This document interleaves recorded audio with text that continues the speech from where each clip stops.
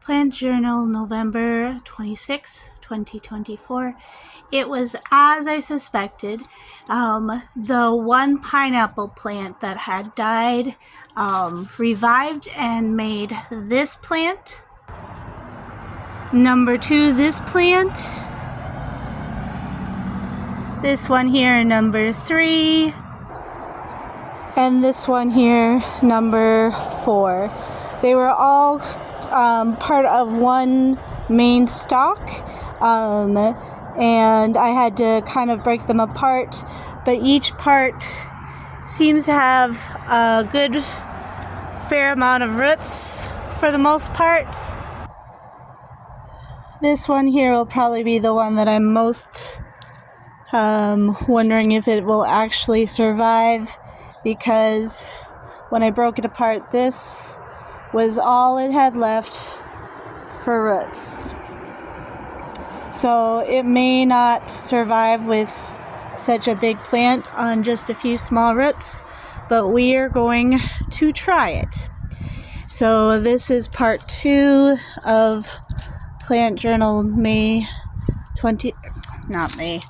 November 26, 2024. I don't know why I keep thinking it's May. It's not May weather. But, so this one has some really good roots. So this one will probably do really well. And I'm going to put them in their own separate pots, or maybe 2 of them in a pot because I don't have many pots. And we are going to see if they do better. It was kind of like I suspected. They were all pretty much very root bound. You can still see some of the roots right here. I had to break away some of the roots because it just was all so bound up together. So we are going to see what happens when we repot them. This one seems to have the best root system that survived me breaking it apart.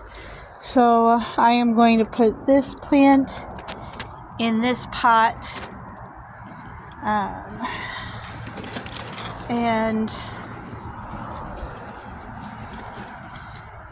oh my goodness, yeah, there was 4 of those squished into that one pot, so they were definitely very squished.